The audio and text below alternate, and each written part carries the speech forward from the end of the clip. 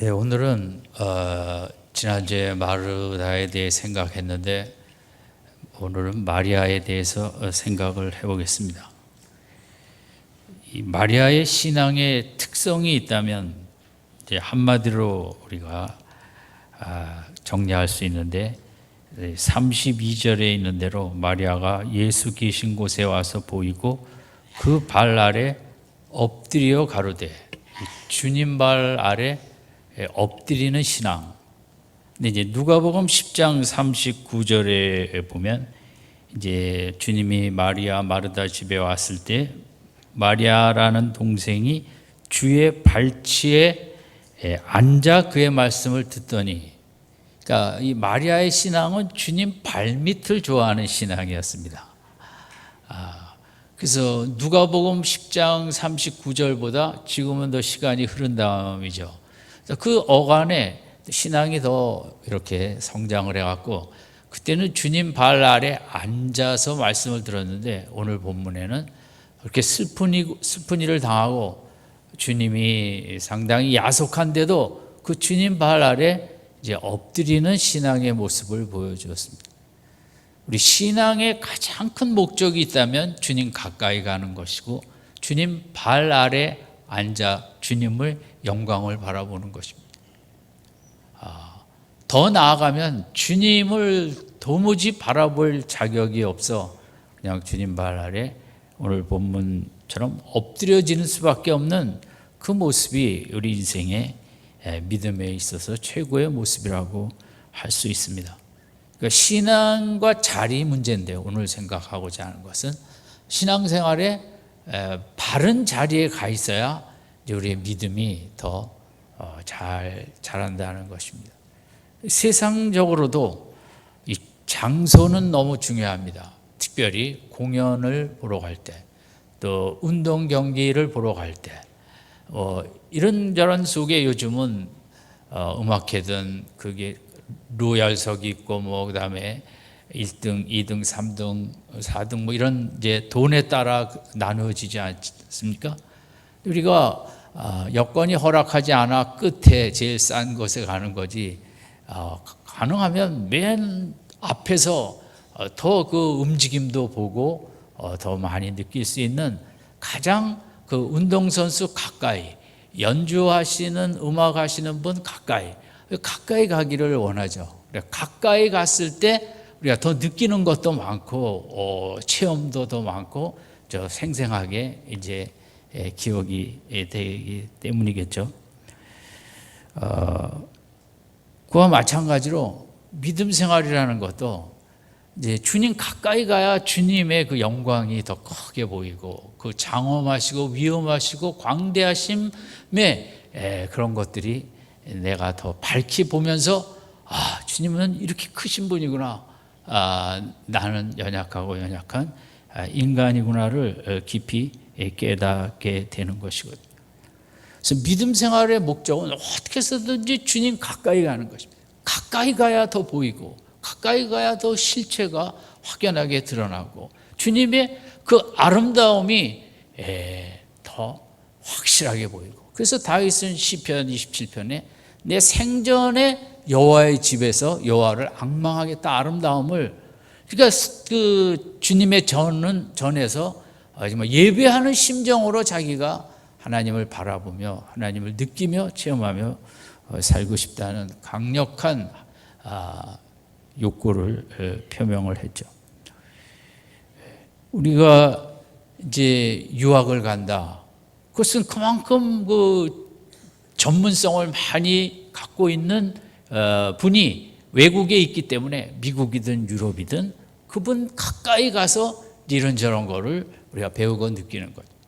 운동선수들이 잘하면 그냥 여기 있는 게 아니라 유럽에 진출해서 그 선진 축구를 보고 운영과 관리 시스템과 이런 것을 다 더 배우기를 원하죠. 그걸 직접 가는 거하고 여기서 책을 읽는 거하고는 다르죠. 그래서 공부를 하러 가기도 하고, 기업에서도 더 선진 기업에 가서 이제 견문을 느끼려고 하고. 저는 미국서 신학 공부를 할 때 상당히 그 교수님들이 그 세계적인 석학들이 많았습니다. 근데 이분들이 물론 가르치는 것도 이제 그 좋은 걸 배우겠지만 아침에 이제 학교 나올 때 한 손에 가방 들고 한 손에는 그 샌드위치를 들고 옵니다. 그 누런 종이봉투 이만한 거 마트에서 사서 사실 그 샌드위치 집에서 싸는 거는 별로 맛이 없습니다. 그냥 빵에다가 속에 한두 가지 넣고 끝이고, 그리고 그 봉다리에 사과 하나 집어넣고. 저도 처음에는 어떻게 유명하시고 훌륭하신 분들이 저게 뭐냐. 근데 참 그래서 더 이제 공부를 배우는 것도 있지만 참 그렇게 그런 모습이 참 이제 인상이죠. 그리고 점심 시간에는 채플에 이제 카페트가 깔려 있으니까 그 교수님들이 채플에 와서 앉아서 바닥에 앉아갖고 이제 하프 연주나 이제 학교에서 그런 거를 하기 때문에 그 샌드위치 먹으면서 듣고 점심 시간을 보내는 것입니다. 그래서 공부보다도 그냥 그렇게 검소하게 살고 그 점심 시간에도 아름다운 음악을 들으면서 정말 파는 샌드위치도 아니고 집에서 만든, 저는 샌드위치가 맛없는 걸 잘 압니다. 근데 먹다 보니 그 맛없는 맛으로 먹는 게 정말 또 맛이구나, 그걸 제가 깨달은 경지에 오르렀기 때문에 좋아하는 거죠. 사실 그 자체가 뭐 그렇게 맛있겠습니까? 맛없는 걸 먹는 그 맛이 또 이제 있는 거죠. 어쨌든 그 가까이 가서 보는 것, 믿음 생활도 우리가 왜 교회에서 소그룹으로 모이고 이렇게 교제를 하는가? 목사의 설교는 그냥 듣는 것뿐이라 너무 피상적이죠. 구체적이지 못하죠. 구역에 가서 구역장님이 또 구역원들이 그 어떻게 사는지 그 실질적으로 나누는 것을 통해 우리가 이제 더 믿음 생활이 이렇구나 하는 걸 배울 수 있는, 가까이 가는 게 그렇게 귀한 것이죠. 멀리 있으면 잘 우리가 보이질 않고. 제가 중학교 때는 이제 안경을 이렇게 잘 깨지기도 하고 제대로 쓰고 다닌 적이, 제가 국민학교 때부터 안경을 썼어요. 워낙 공부를 잘해갖고. 근데 중학교 때 워낙 뭐가 많으니까 남학생이 내가 막 수시로 깨지는 거예요. 한 번은 이제 동대문 쪽에 왔는데 집으로 갈 때 싸움을 막 하는 거예요. 또 그때는 뭐 구경할 게 없으니까 싸움 구경을 다 좋아할 때인데 사람들이 이렇게 쭉 둘러싸여 있어서 저는 조그마니까 이제 비비고 들어가서 근데 또 안경을 이제 그 깨진 걸 가방에 넣었기 때문에 잘 안 보이는 거예요. 그래서 이제 구경을 하려고 안경을 꺼내갖고 딱 끼니까 싸움하던 사람이 갑자기 싸움하다 말고 저한테 욕을 하는 거야. 너는 뭘 볼 게 있다고 안경까지 꺼내갖고. 제 인생에 가장 무한한 때가 그래갖고 얼른 그냥 다시 나와갖고 집에 갔죠. 가까이 가야 싸움도 잘 보일 거 아닙니까? 옛날 서울에 불 나고 그러면 대형가게 불 나면 다 거기로 가고, 홍수도 나면 서울 한강 쪽에 다 나와갖고 가까이 가야 보이니까 가까이 가는 건 너무 이제 잘 보기 위한 필수죠. 신앙생활도 마찬가지인데 성경에 이제 귀한 은혜의 체험을 어디서 하냐면 주님의 발밑에서 하는 거죠. 첫 번째로 보는 것은 제가 주보의 그 설교 요약에 봤습니다. 치유의 장소가 되는데 주님 발밑은 마태복음 15장 30절을 같이 읽겠습니다. 시작. 큰 무리가 다리 자는 사람과 장애인과 맹인과 말 못하는 사람과 기타 여럿을 데리고 와서 예수의 발 앞에 앉힘에 고쳐주시니. 주님은 병을 고치실 때 다 모아놓고 강당에 기도 한 번으로 고치셨다는 기록은 없습니다. 한 사람 한 사람 만져주시면서 고치셨는데, 오늘도 주님 발 밑에까지 온 사람들을 고치신 거예요. 주님 발 밑에 가야만 치유가 되는 거예요. 오늘 우리 신앙생활도 여러 가지 또 육신적인 이런저런 문제, 뭐 마음의 아픈 문제, 물론 여러 가지 약과 또 병원을 통해서도 우리가 치유를 하지만 주님 발 앞에 갔을 때 주님이 우리를 그렇게 불쌍히 여기시고 그 문둥병자 네가 원하노니 나도 원한다고 손을 대시면서 고쳐주시는 것, 그 주님 가까이 갔을 때 이제 주님이 고쳐주신 것처럼 주님 앞에 더 가까이 가겠다.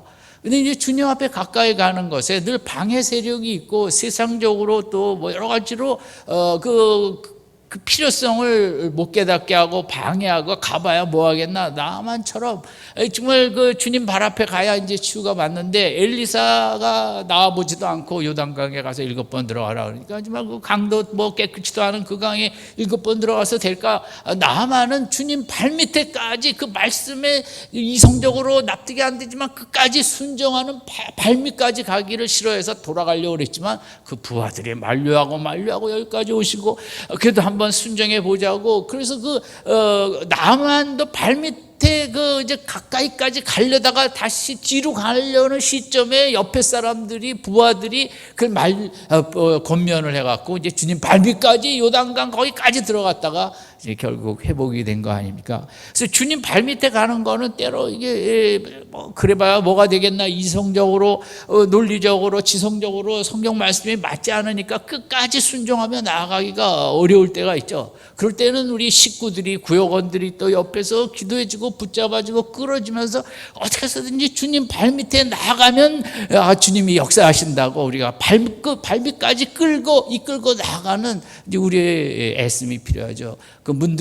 중풍병자가 주님이 계신 집 근처에 왔더니 사람이 많아 들어갈 수 없을 때 네 친구들이 생각을 짜내갖고 뒤로 해갖고 그 천장을 지붕을 뚫고 주님 가까이 거기 내려놨을 때 그 주님의 죄도 용서해 주시고 이렇게 회복시켜 주신 것처럼, 그것은 공간적으로 가까이 가는 건데 그 공간적으로 가까이 가는 것 자체 속에 있는 마음의 그 열렬한 주님 만나면 회복이 된다는 혈루병 여인처럼 주님 옷에 손만 대도, 가까이 가서 손만 대도 나음을 얻으리라는 그 속에 그 간절한 태도, 이게 벌써 이제 마음으로 가까워진 거죠. 물리적으로도 가까워졌지만, 그래서 이게 주님 앞에 가까이 간다는 것은 방해 세력이 있고 또 내가 방해가 되기도 하고 상식과 이성이 안 맞기도 하기 때문에 조금 가다가 뒤로 이렇게 물러서기가 쉽죠.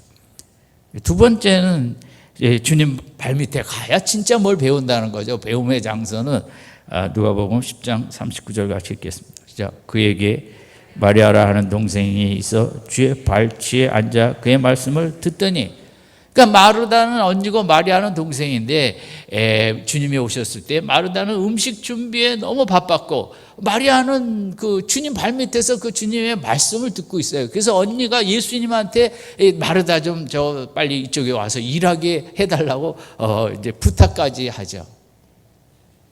그런데 이제 주님이 너희 동생이 정말 좋은 걸 하나 선택했다. 누구도 빼앗을 수 없는. 그건 뭐냐 하면 이 마리아가 볼 때 지금은 주님께 음식을 해드릴 때가 아니라 예수님으로부터 너무 귀한 신령한 영의 양식을 내가 먹어야 될 때지 주님 먹는 거 갖고 신경 쓸 때가 아니라는 거죠.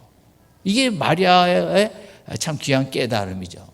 예수님으로부터 먹을 게 너무 많고 예수님은 오늘도 우리를 영적으로 배부르게 해주시려고 우리 집에 왔지, 우리 집에 와서 그 식사 한 끼 대접받으려고 온 것이 아니라는 거죠. 그 마리아는 참 그 귀한 믿음이 있어요. 그래서 요한복음 12장에 가면 그 예수님 발밑에 향유를 붓는 것은 이 마리아의 신앙은 계속 성장하고 있다는 거죠. 옛날 그 시대로 말하면 여자들은 도무지 제자가 될 수가 없는, 제가 교회에서도 정말 훌륭한 권사님들, 집안도 정말 부유하고 그 남자 형제들은 다 대학 나왔는데 그 권사님은 딸이라고 옛날에 아버지가 여자는 뭐 대학 갈 필요 없다 그런 얘기들 많이 했잖아요. 그래갖고 못 간 거야. 아마 그분이 그렇게 대학까지 나왔으면 정말 큰 인물이 됐을 텐데, 물론 교회에서도 최고의 정말 자리에 귀한 사명을 감당하고 있었지만 예수님 당시에도 여자는 절대 제자 이런 쪽에 들어갈 수가 없는 거예요. 어떤 스승도 그 문화생으로 여자를 택한 적은 없거든요. 그러니까 마르다가 볼 때 동생이 주제 넘는다는 거죠. 뭐 여자가 대충 믿으면 됐지, 뭐 제자가 되려는 것처럼 제자는 발밑에 가서 그러면 정말 스승의 모든 것을 배우는 거거든요. 바울은 사도행전 20장에 가말리알이라는 당시 최고 유대 랍비의 문화생이라고 돼 있어요. 그 문화생이라는 것의 원어는 발밑에 앉는다는 의미예요. 이게 마리아가 예수님의 발밑에 앉았다는 것은 정말 가장 1등 제자가 되려는 것처럼 정말 이 주님의 말씀은 너무 귀하고 너무 정말 이 배가 부르고 뭐 힘이 나고 이제 그렇기 때문에 그 자리를 이제 가 있었는데 언니의 믿음으로는 이제 그게 잘 이해가 안 된 거죠. 그래서 그 주님 발밑에 가는 것을 가족들이 이렇게 도와주지 않을 때가 있어요. 뭐야, 그만 가. 주일날 갔다 왔는데 뭘 또 가고, 금요일날 또 가고, 뭘 가고. 우리가 주님 발밑에 계속 나가야 되는데 우리 가족들이 때로 협조하기보다는 이제 저지 세력, 방해 세력이 되기도 되는 경우도 많이 있죠. 그렇지만 우리가 이 주님 가까이 간다는 것은 어떻게 보면 정말 전투하며 뚫고 나가는 것처럼 뚫고 나가야 돼요. 그 사탄이 우리를 절대 주님 발 밑에 가는 걸 원치 않아요. 사탄은 어떻게 해서든지 우리가 주님 발 밑에서 멀어지고 더 멀어지고 그냥 주님이 말씀해도 하면 뭐 몰라요 하고 대충 피상적인 관계, 그런 관계를 원하지, 사탄은 우리가 주님 발 밑에 가서 하나가 되는 것을 절대 원치 않기 때문에 우리가 어떻게 해서든지 그 주님 발 밑에 가려는 것을 막고 또 막고 방해하고 저지하고 그 영적인 싸움입니다. 주님 발밑에 가면 우리가 은혜 받고 변하거든요. 주님을 만나고 주님의 사랑과 능력이 내 속에 들어오고, 그러니까 둘이 만날 때 그 뭐가 막 역사가 일어나는데 발밑에 가서 둘이 만나는 것을 사탄은 절대 원치 않는 거죠. 그래서 뭐 바쁜 스케줄로 현대의 문명은 완전히 사탄의 역사 속에 예수님과 크리스찬을 그저 띄워놓는 거죠. 바쁘게 살아야 되고 분주하게 살아야 되고 정신없이 회사를 위해서 일해야 되고, 회사는 뭐 이렇게 저렇게 해갖고 도무지 영성을 키울 수 없는 시대가 지금 현대 시대가 된 거죠. 아버지 예수님을 생각할 시간도 못 갖게 하고, 예배도 그냥 겨우겨우 한 번 갔다 오면 또 못 가게, 그런 그 사회 전체 시스템과 문화를 막 이렇게 주님과 가까이 못 가게. 저는 그 주 52시간 좋다고 생각을 합니다. 잘 정착되고 나라가 발전해 갖고 좀 더 여유가 있는 문화로 가야겠죠. 우리가 힘들지만 시행착오도 있겠지만 어쨌든 지금 기독교의 영성은 완전 현대의 분주한 시스템에 완전 넉다운이 돼갖고 꼼짝을 할 수가 없는 거예요. 시간을 내지 못하게 도무지 주님 발 앞에 가는 시간을 원천적으로 다 봉쇄해버리고 못 가게 하는 게 이 시대의 문화와 사탄의 역사죠. 어쨌든 주님 가까이 가야 뭐가 배우기도 하고, 마리아가 배우다 보니까 이제 주님은 내가 발밑에 앉을 존재가 아니라 이런 이 귀한 분 앞에, 이 문 앞에는 엎드려지고 그냥 꼬꾸라져야 될 나지, 감히 뭐 예수님 앞에 마르다처럼 탁 서서 얘기하고 그게 아니라는 거를 신앙이 성장한 거고, 신앙이 영이 성장할수록 내가 어떻게 감히 하나님을 아버지라 부르고 예배드리는 자리에 나갈 수 있을까? 그러니까 주님 앞에 얼굴을 둘 수 없는 그 성장이거든요. 그러니까 마리아는 그렇게 돼가고 있다는 거죠. 그리고 요한복음 12장에 귀한 걸, 향유를 주님 앞에 부을 수 있는 자리까지 성장한 거예요. 세 번째는 주님의 발밑은 기도의 장소예요. 마가복음 5장 22절 같이 읽겠습니다. 시작.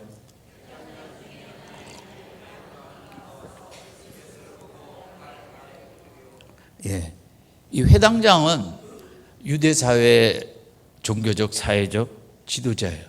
당시 예수님의 발밑에 엎드리면 안 되는 사람이에요. 그래갖고는 자기 자리도 박탈당하고 체면도 말이 아니고 사회적으로 종교적으로 왕따를 당하게 되는 거죠.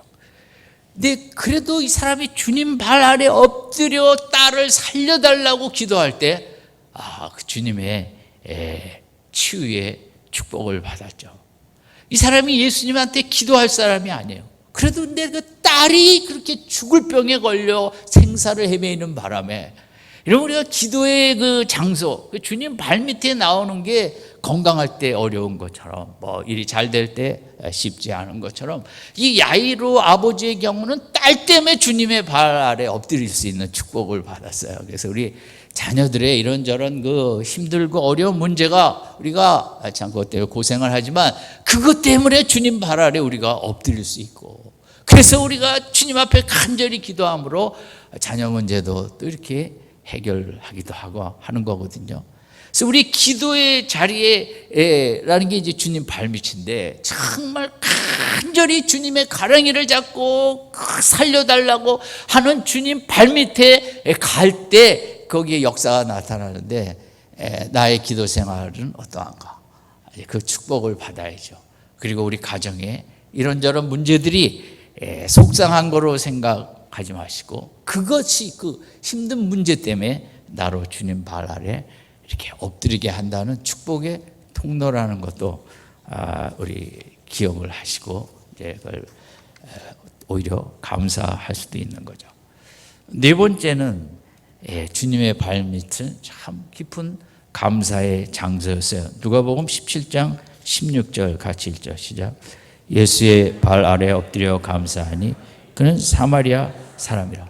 당시 10명을 고쳐줬는데 10명은 가버리고 9명은 가버리고, 이 한 사람이 아무리 생각해도 이런 귀한 은혜를 주신 분 고맙기도 하고, 이분은 정말 내가 가서 경배해야 될 분이지, 이분이 무슨 의사 선생님도 아니시고 이분은 대단하신 분이라고 정말 가서 엎드려 경배를 해야겠다고 이 한 사람이 돌아와서 예수님에게 감사하는데, 여러분 감사하는데 무슨 발 아래 엎드려 감사하겠어요? 그것은 정말 그 문둥병이라는 불치병이 너무 그 의미도 있겠지만, 어쨌든 그런 거 감사의 마음에 있을 때 이렇게 발 아래 엎드린 거죠.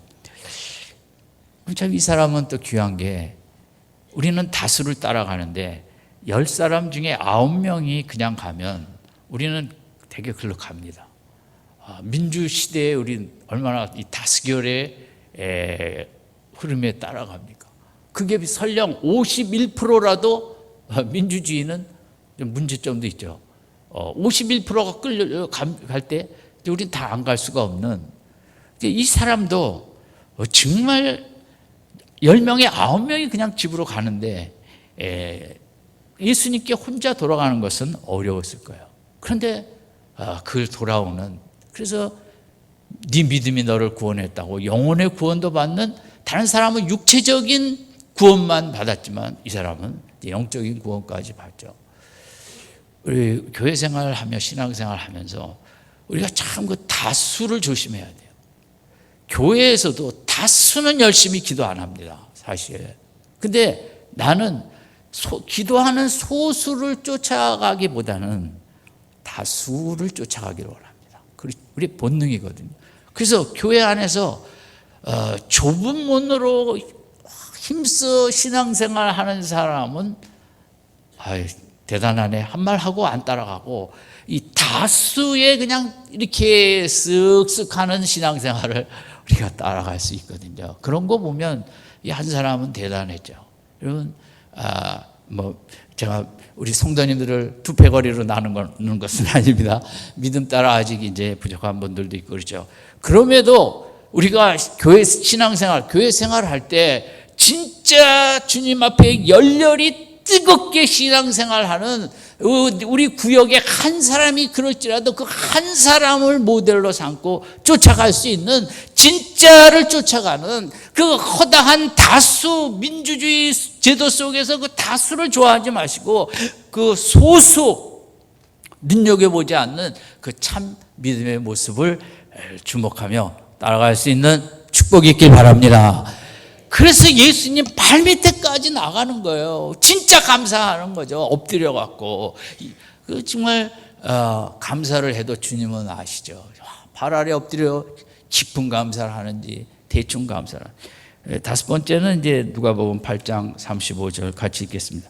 귀신 나간 사람이 옷을 입고 정신이 온전하여 예수의 발치에 앉아 있는 것을 보고, 이 거라사 광인이 군대 귀신을 주님이 내어 쫓은 다음에 정말 얼마나 많은 고생을 했겠어요. 혹독한 시련을 겪은 후에 지금 그것을 말 한마디로 내어 쫓으시는 예수님을 체험한 다음에는 예수님 곁을 떠나기가 싫었던 거예요. 정말 내가 이제 내 남은 인생 이 예수님의 발치에 늘 앉아서 배우고 예수님의 발자취를 따라가겠다는, 여기에 평안이 있고 여기에 안식이 있다는 거죠. 여러분, 현대 사회에 정말 어디 발자취에 앉을 것인가? 우리가 조그만 스마트폰 발자취에 앉아갖고 그저 시간만 있으면 두들기고, 이게 사탄의 역사죠. 제가 가끔 지하철을 탑니다. 대부분 다 스마트폰을 합니다. 그래서 제가 정말 좀 눈여겨봤어요. 얼마나 어떻게 뉴스를 보는가, 아니면 뭐 중요한 걸 보는가. 대부분 만화 아니면 게임 하는 거예요. 정말 저는 대한민국의 국력이 손실된다고 생각을 합니다. 이 스마트폰 때문에. 너무 다 그 순간적인 그 두들기고 뭐하고. 요즘 또 걱정은 폴더폰이 내년에 이렇게 지금 스마트폰의 2배로 된 게 나왔고, 그게 200만 원이 될 거라고 나왔어요. 그 제 마음에 또 남들 다 살 텐데 그 200만 원짜리를 또 사야 되나 말아야 되나, 스마트폰 기술 그만 발전해도 되는데 이거 왜 자꾸만 해갖고, 인간이 정말 이 조그만 기계 발자취에 앉아갖고 너무 좁은 인생이, 생각할 필요도 없는 그런 좁은 인생을 만들어가는 어려운, 참 힘든 시대죠. 뭐 예수님 발자취에 앉아야만 내 마음이 확 터지고 열리고 우주가 열리고 영원성이 열리고 자유함이 있고 안식이 있고 평안함이 있는데, 우리 현대사회는 저는 절대 이 축복받은 사회라고 생각을 하지 않습니다.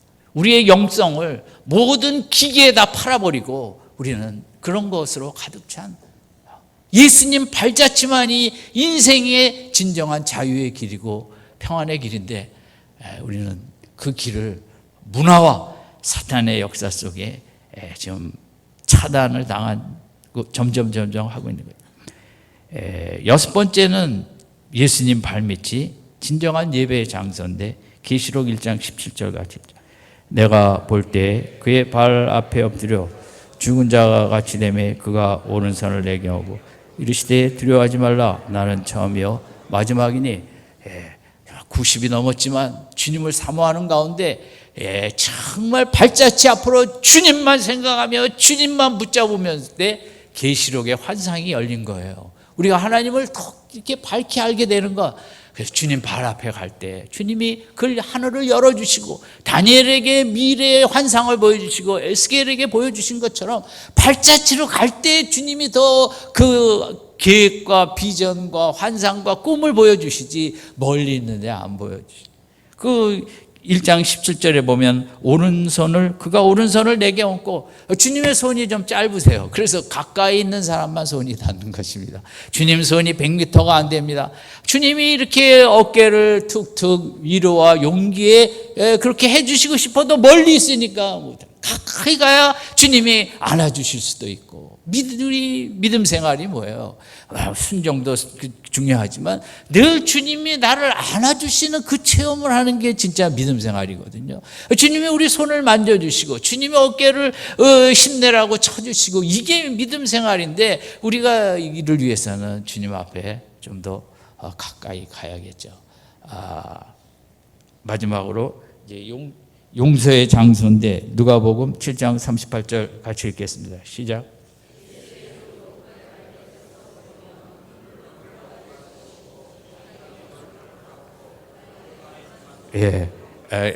이 여인은 요한복음의 마리아와 다릅니다. 이 여인은 이렇게 옥합을 깨트리며 향유를 보면서 예수님의 용서를 체험했죠.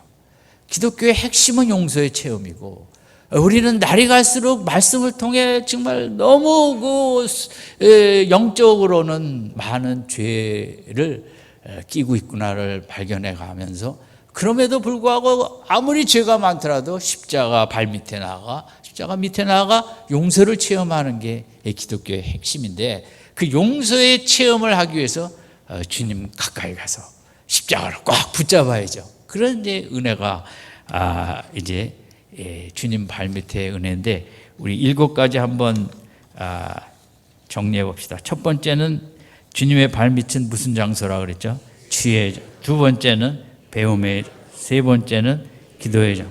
네 번째는 감사의 장. 다섯 번째는 안식의 장. 여섯 번째는 예배의 장. 일곱 번째는 우리가 주님 가까이 가면 이런 은혜를 체험하게 되거든요. 드라마 앞에 가면 드라마가 주는 좋은 거 체험하겠죠. 어디를 무엇이든지 가까이 가면 체험을 합니다. 좋은 것이든 나쁜 것이든. 우리가 정말 귀한 것 체험하기 위해서는 그것은 예수님 발밑이고, 그 발밑이라는 것이 꼭 물리적인 장소만을 의미하는 건 아니지만, 그럼에도 그 장소에는 예배당이 있습니다. 예배당에 앞에 앉은 것 귀하지만 뒤에 앉은 분도 그 주님을 사모하는 열렬함 속에 그것이 주님 발밑이 되어 또 우리가 은혜를 체험하게 되고, 기도해야 하는 것. 우리 예배가 주일날은 예배고 금요일이나 다른 날은 기도회라는 명칭이 붙거든요. 정말 간절하게 기도로 나아가는 그 모임, 그 속에 그게 정말 더 주님의 발밑으로 가는 것이기 때문에 우리를 더 강하게 만져주시죠. 같은 예배를 드려도 주일 오전에 주님이 우리를 만져주시는 강도가 있고, 새벽 기도와 금요 기도회 때 우리를 만져주시고 붙잡아 주시는 강도가 또 독특하게 더 강하게 다르거든요. 그래서 어떻게 해서든지 지금은 기도원을 가지도 않는 시대고, 그런데 주님 발밑이 어딘가 다 우리가 공동체로 모이고 또 1대1로 주님과 마주 앉아 그 발밑에 앉는 이 시간이 필요하고, 그것이 가정 예배도, 여러분 우리 아이들이 어리더라도 같이 성경 구절도 읽고, 그 가정 예배가 정말 주님의 발밑으로 나아가는 귀한 장소고, 성경을 읽거나 찬송을 부르거나 찬송을 듣거나 특별히 이제 수련회에도 주님 발밑에 가는 귀한 장소라고 할 수 있죠. 시간이죠. 시간을 내서 그 대자연의 품에서 하나님의 그런 권능도 느끼고 마음껏 기도와 찬양으로 나아갈 수 있는, 주님 발 밑으로 나가는 어딘가 그것이 그 1대1로 주님과 마주 앉는 시간이고, 이렇게 뜨겁게 기도하는 공동체의 시간이고, 그런 시간 속을 그 구역 모임이 될 수도 있고 찾아 나가야죠. 대부분 전문성을 가진 사람들은 그 부분의 전문가와 1대1로 마주 앉았기 때문에 그 경지에 오르지 않습니까? 워렌 비페가 식사하는데 몇만 불인지 몇십만 불, 그거 왜 하겠습니까? 다 책에 써 있지만 그 사람에게서 그런 그 좀 더 구체적인 삶의 이런저런 걸 듣기 위해서 그 사람의 발밑에 나가서 그 여러 가지를 듣고 느끼는, 거기에 이제 또 귀한 인사이트가 있다고, 그렇게 둘이 마주 앉는 것처럼 신앙생활에서 제일 중요한 것은 주님과 마주 앉는 것이죠. 발밑에 나아가 그 주님을 마음을 나누고 말씀을 듣고. 여러분, 이 시대는 주님 발 앞에 나가는 저지선을 사탄이 아주 강하게 다 막아놨습니다. 지금은 전방으로 가면 그런 게 별로 없는데, 제가 군대 있을 때만 해도 이제 북쪽으로 가면 갈수록 헌병대도 있고 또 그렇지 않은데, 이 콘크리트 큰 벽으로 자동차만 지나가고 길 위에 이렇게 쌓아놓은 데가 많이 있었습니다. 큰 육교 같은 공구리를 했죠. 그게 이제 전쟁이 나면 그걸 무너뜨리고 후퇴할 때 적이 조금이라도 거기 막힌다는 거죠. 그것도 옮겨야 되니까 그 시간을 버는 거죠. 근데 요즘은 거의 없는 것 같아요. 제가 이렇게 다니면서 보지 못. 어쨌든 영적으로는 사탄이 세상의 문화를 통해 여러 가지를 통해 가족들을 통하든 뭘 통해서 우리가 주님 발밑에 나아가는 것을 강력하게 저지하고 있고, 우리는 그것을 뚫고 나가서 주님 발 아래까지 가야 됩니다. 가지 않으면 이렇게 멀리서 보면 영광도 잘 안 보이고 주님 뜻도 뭐가 뭔지 잘 모르겠고 신앙생활 하나도 재미가 없습니다. 근데 가까이 가면 그 만나는 재미도 있고 즐거움도 있고, 그 아이들도 아이들 이렇게 공연하는데 맨 앞에 가기를 원하겠죠. 일거수일투족을 같이 느끼고 하는 것처럼 그 가까이 가야 은혜가 이제 생각한 7가지를 뿐만 아니라 많은 은혜가 가까이 갔을 때 그것을 우리가 체험할 수 있는데, 방해하는 세력이 있고 우리는 뚫고 나가야겠고, 당장 수련회든 우리 자녀들의 여름 성경학교든 자녀들의 수련회든 어떻게 해서든지 가지 못하게 하는 저지선을 확 이렇게 해놓고, 제가 미국의 사이트에 이제 기독교 사이트에 이런 표가 났어요. 여름방학에 우리 자녀들의 방학을 자녀들에게 돌려주자. 방학이 부모 거예요. 그래갖고 학원 돌리는 시간만 짜는, 우리 자녀를 어떻게, 그 자녀들 것이다 그 방학은. 왜 그것이 학원이 뺏어가고 그걸 부모의 스케줄로 뺏어가냐. 방학을 마음껏 자녀들이 누릴 수 있도록 자녀들에게 돌려주자. 아멘. 아멘이 잘 안 될까요? 그랬다면 어떻게 하라고. 그 돌려주려는 건 뭐예요? 마음껏 놀게 하라는 거예요. 까지 공부 몇 자 한다고 요즘은 서울대학교 간다고 뭐가 되겠어요? 제가 무식해서 그런데 어쨌든 뭐를 뚫고 나갈 수 있어야 돼요. 부모들이 그냥 다수결로 딸려가면 죽도 밥도 안 되기가 쉬운 거죠. 손흥민 선수가 한 7, 8년 전인가 이제 그때 기사를 제가 저장해 놓은 게 있어요. 뭐냐면 그 아버지가 원래 축구 선수였어요. 울산 현대에도 있었고, 그러다가 29살에 큰 부상을 입어갖고 이제 현역을 은퇴하고 춘천 FC 감독도 하고 그랬는데, 이제 아이가 축구 잘하는데 14살 때까지는 아버지가 가르쳤어요. 뭐 특별한 걸 가르쳤나? 공과 몸이 하나가 되는 드리블을 많이 기본기만. 맨날 뛰는 것도 아니고 절대 14살까지는 시합에 나가면 안 된다. 왜냐하면 시합에 나가서 그 이기는 거에 몰입하면 이게 지금 기본기는 무너지고, 우리나라 스포츠가 되게 그렇거든요. 어릴 때 마음껏 기본기가 습득이 안 된 채 농구든 뭐든 야구든 그 기술, 너무 어릴 때 변화구를 많이 던지게 하고 어깨를 망가뜨리는 우리나라 스포츠의 그 문제. 그래서 이 아버지는 절대 14세까지는 시합을 못 나가게 한 거죠. 시합에 나가봐야 애 망친다는 거죠. 이기는 것만 몰입을 하고, 이 정말 실력이 느는 게 아니라 이기는 잔기술만 배워갖고는 망친다는 거죠.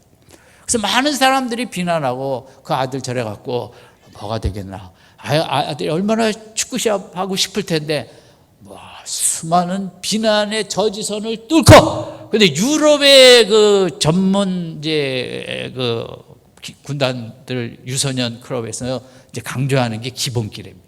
어려서 이렇게 시합 절대 못하게. 그때 그래서 제가 그 글을 이제 지금도 갖고 있는데, 제가 어제 다시 읽어봤어요. 많은 사람들이 다 욕하는데 아들 망친다고 까지 기본기를 강조했기 때문에 그가 저지간 훌륭한 선수가 됐잖아요. 그러니까 세상이 말하는 그 저지선을 뚫을 줄 알아야 돼요. 우리가 저기를 뚫고 이상한 데로 가면 다 우리가 행복할 것 같은데, 그게 이 시대 물질은 아무것도 우리에게 진정한 오래가는 행복을 주지 못하잖아요. 여러분, 이번 주간도 이런저런 저지선, 또 우리 7월 말에 다음 주 수련회인데 그 못 가게 하는 저지선을 지금 1중, 2중, 3중, 4중으로 다 쳐놓은 줄로 압니다. 저는 보겠습니다. 누가 뚫고 오는가. 믿음이라는 게 가만히 있어도 되는 게 아니에요. 뚫고 나가는 거예요. 세상의 저지선을, 사탄의 저지선을 뚫고 나가는 마음이 있을 때 하나님께서 힘을 주실 줄로 믿습니다. 하나님이 원자폭탄 같은 걸 주셔갖고 저지선을 다 빼부시고, 여러분 기도의 자리로, 수련의 자리로, 우리 자녀들을 그런 귀한 영적인 자리로 우리가 인도하여 예수님 발밑에 나가 큰 은혜 받고 또 새 출발하는 우리 미랄교회와 우리 모든 가정들이 되시기를 주님의 이름으로 축원드립니다. 기도하겠습니다.